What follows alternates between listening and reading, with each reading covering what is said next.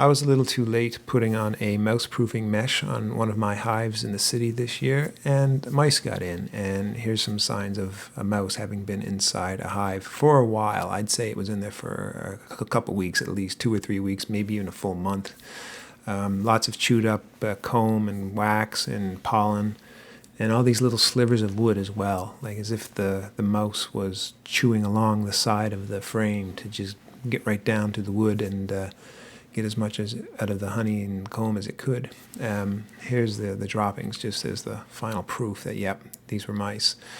I knew that something was wrong with this colony because I'd put on a honey super, a shallow honey super full of honey for the bees in the fall, just to give them, to top them up, to give them their fall feeding of, instead of giving them syrup, I give them honey.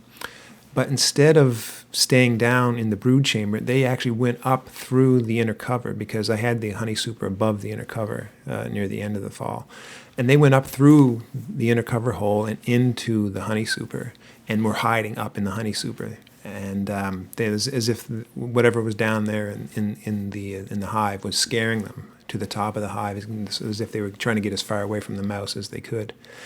And so when I looked in, gave it a good look, tore it apart. Yeah, they were definitely there was definitely a mouse in there, and the cluster is down to like the size of a softball. It's not a very large cluster.